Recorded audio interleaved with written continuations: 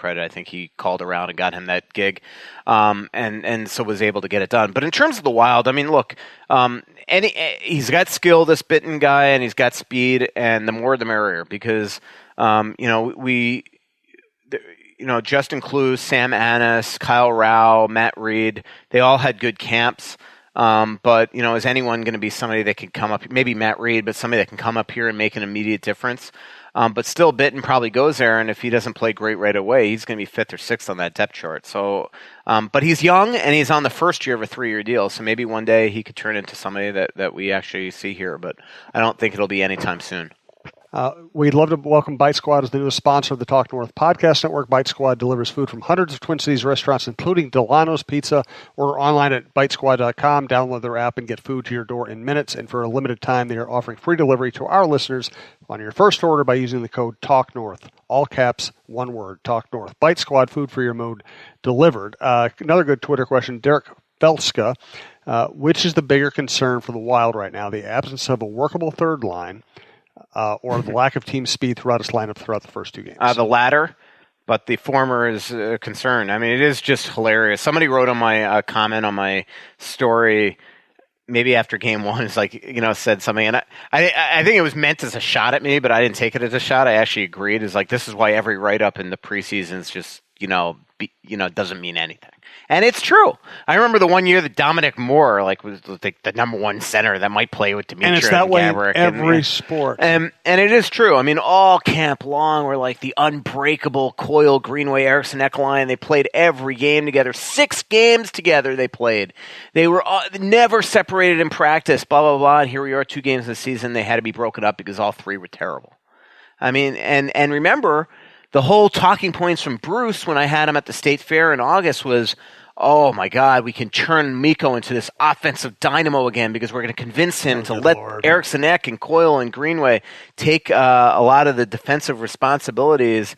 And what's happened here? They couldn't play together. And now it's Nino, Coyle, and Greenway, which is another option that he was thinking at the start of the year.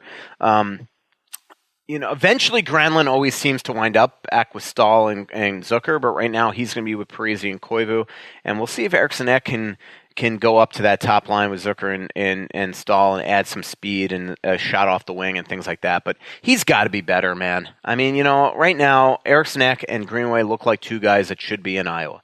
And so it's up to these 2 to play well, or there should be moves. There's no reason that Greenway should just be anointed onto this team. He hasn't played a minute of minor league hockey and frankly wasn't the greatest in college.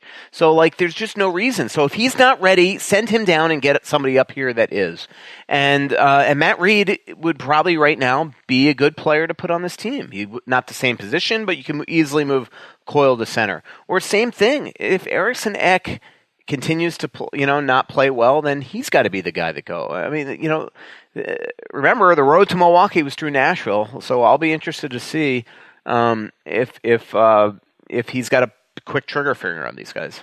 From State of Hockey, kind of following up on your statement about Greenway, do you see Greenway making his way to Iowa this year? I do think that's something, and I don't think there's anything wrong with that. If he's sent to the minors. And is exchanged for Cunnin at some point, all the merrier. I think the Wild really could, I think the Wild would love Cunnin to go spend half a year down there like they did with Alex Tuck last year or the year before, or definitely not last year, 2 years ago. But they might be forced to put Cunnin on this team at some point because the one thing they do lack is an energy guy that plays like him. And an NHL shot. He was so good on the bumper in practices during training camp, and that's one area where I just think Coyle is horrible. If Coyle shouldn't be on the power play unless he's in front of the net, but that bumper, it's painful to watch. I mean, he played the bumper 3 years ago, and a certain coach came up to me in the press room once, and he's like, "Coyle's been on the bumper all year, and he's got 3 assists. What's that say? That's." And he's just miscast there. It's just, and if you know what I mean, I'm talking he's high above the circles in between, and he gets the puck, and he's he can't spin around to take whipping shots, and even when he makes the pass, he looks awkward, and that's kind of what I meant. Scheifele is a different animal up there, He is so good from where he is in that position on the power play in Winnipeg, and Coyle's not Scheifele. From Jack, we have a few questions. They're all kind of about team speed. I'm trying to find a different way they might be phrased. From Derek G. Johnson, if the season turns downward after Stahl, who would be the first to go in the rebuilding process? Well, again, I mean, it's impossible to rebuild this team. It just is. They can't have a massive rebuild. There's no way to trade all these $4 or $5 million players. They've made their bed. If Nino, let me just tell you, Nino is untradeable right now. Okay, like he's a $5.25 million player. Like these guys have to up their stock to be able to trade. So, I mean, just again, to me, like you don't need me to answer this question. In a year where you move guys going into the trade deadline, it's guys in the last year of their deals that are moved. And right now, the only one really in the last year of his deal is Eric Stahl. I mean, Nate Prosser.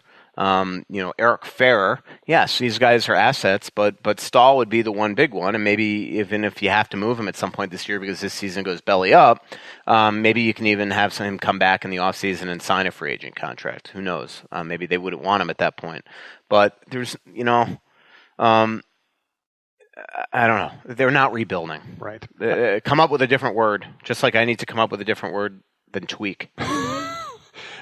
Question from Lonnie, known as Generous Carriage on Twitter. Do want to thank Tony Hoagland, your State Farm agent in Champlin, Hoaglund, handles my insurance, and he handles Michael's insurance.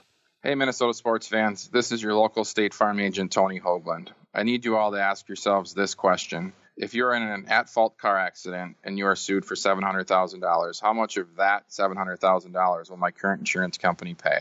If you are unsure or can't answer all $700,000, you need to give us a call. State Farm has been number one in car insurance since World War II and number one in homeowners insurance since 1964. For a no-obligation review of your current policies, call us at 763-421-4900 or check out our website at www.champlininsurance.com. So Lonnie's question is, why in God's green earth was Koivu on the ice during 3-on-3 overtime? I get he was 13 out of 23 on faceoffs, also missed an open half of the net in OT. Are there really no other forwards Boudreau can send out over the boards in 3-on-3? Yuck. Well, I mean, I think at this point we know that Koivu and Suter are going to be out there. I mean, that's just the way it is. I was shocked Nino got out there the other day. But I'm trying to think. I mean, obviously Granlund saw ice time on the 3-on-3. Coyle, I think, did. I can't remember. I don't remember. Granlund definitely did. Stahl did. Nino did. So you're basically saying, all right, Greenway, Eriksson Ek. Obviously, none of those fourth liners will be. I feel like I'm forgetting somebody. Oh, Zucker. So, I mean, Koivu's going to get time out there. I mean, that's just a reality. But you're right. I mean, when you do the analytics of their 3-on-3 overtime losses, the guys that have been on the ice the most are Zucker, Koivu, and Suter. Now, two of them have a common denominator, and they're not the fleetest of foot. And Zucker's, maybe it's bad luck. Maybe it's that he's not the greatest defensively, whatever it is. But it got to the point that they were losing so many games the second that Zucker got on the ice that last year they started just putting him on the last shift of the thing. I would still rather putting Zucker out there, and if you at least he's got a chance to score. My problem with Koivu and Suter is they just never seem to know when to get off the ice. The other thing, though, with the Koivu one is, I said to somebody in the press box, how many times do we have to see on a 4-on-3 or 5-on-3 a left-handed guy at that near post bank it off the post or the side of the net or miss the net because they get handcuffed? So I'm not the only one bothered by that? It's because they don't have any right shots on this team. And your only option at forward would be Coyle. Well, you don't want Coyle down there. So to me, it's like I think make a change. Put Spurgeon down there. Put Dumba down there. They don't always have to be just up at the top of the left circle. In that situation, I'd rather on a 5-on-3, 4-on-3, if you're going to put a Koivu or a Stahl or even a Zach, I want somebody that can slam dunk the puck from the post on their forehand on a cross-crease pass. And I know that Mikko looks awful there because he missed an empty net, but he's a left-handed shot. The puck came across the crease. He caught it at an odd angle, and he put it off the post. And yes, you'd love him to score in that situation, but you want a right-handed shot in that situation. And we see it over and over and over and over and over again. How many times last year? I think it was Mikko, the same thing. I pointed it. I wrote a whole story on it, on it's absurd that they don't have a Dumba or a Spurgeon down there. And I just think in that situation, the other thing I didn't like about that whole 4-on-3 was why are you starting 2D? Start Parise, Stahl, and Granlund with Dumba. Why does Suter have to be on the ice in that situation? He's friends with the owner. And that is another, that was, again, I think that was Dean that made that decision. So, these are things the coaches have to me, do a better job of. Sam Randall asked the most important question to date that we've ever heard on the podcast. Who is better looking, Manny Fernandez or Kim Janssen? Kim Janssen. It's not close. Kim Janssen's a good-looking man. Whatever happened to Kim Janssen? If Manny was good-looking, he offset it by his after demeanor. Brad May punched him, we never heard from him again. Yeah, I know. He essentially did. He just gone. Yeah. He retired, and he was actually still living here the year that he was retired, his first year. Because his child of his went to school with one of our old Star Tribune photographers' children. So I knew that he was still around. But isn't it amazing? Like I was doing this thing today, and Jake Jensen, our athletic, one of our contributors, was helping me out doing some fact checking. But I'm doing this huge, awesome story on Matt Hendricks and what type of human being this guy is, which, by the way, is a human being that's golden. But what's amazing is that he's one of like 5 or 6 guys from the 2000 drafts, not including guys like Gaborik and Cronwall that are sort of medically unfit to play and are technically still getting paid but aren't playing. But he's like one of 5 or 6 guys from that 2000 draft that's in it. And we started talking about, Jake and I just online today, texting back and forth about, writing, slacking, whatever it's called, back and forth about, guys that just suddenly disappeared this year, Vermette and Paul Martin and, John Michael Lyles retired last year from the 2000 draft, Dominic Moore. And and I've talked about this before on the podcast. It's unbelievable to me how unforgiving an end of a career can be, or how just kind of sad. You just disappear in the sunset. Very few people get the press conference, get the cool big story to end. It's just like you're gone. Like Antoine Vermette played a long time in the league, just gone. No goodbye, just gone. Paul Martin, somebody who won a couple national championships at the U, just gone. It just ends. There's no cool Mike Modano moment.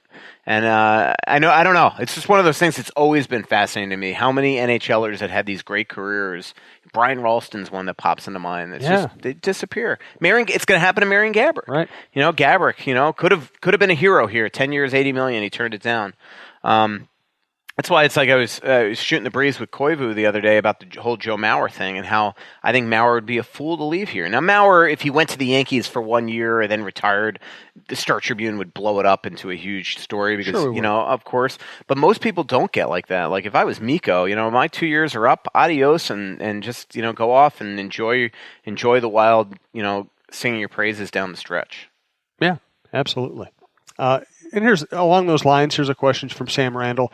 For both of us, regardless of sport covered, who are a few of our all-time best people we've covered? You want me to go first? Do you have something off the top of your head? I've in Florida. I'll go ahead while you think about it. As a baseball beat writer, I get to know people so well. I talk to them for hours a day. I still stay in touch with Corey Koski. Torrey Hunter was one of my favorites. Eddie Guardado was one of my favorites. And these are people it's different than it is today, and it's different than in most sports. Just like you with Wild players, you sit there and you get to know, you see them away from the rink. I had lunch with these people. I talked to them. They told me, private stuff that I would never make public. It was, there were really good relationships, good working relationships back in those days. I really enjoyed Paul Molitor on both professional and personal levels. Terry Ryan was great. The Vikings I covered that I really got to know well. At the time I really got along great with John Randall and Chris Carter. Before I left the beat and kind of there was some distance created. But really, the thing about hockey and baseball is you can actually get to know people really well. By working the locker room every day. Yeah, no doubt.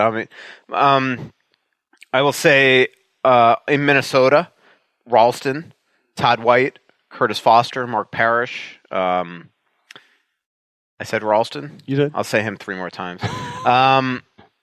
Nate Prosser, absolute best human being I think I've ever covered in my life. That guy, I mean, he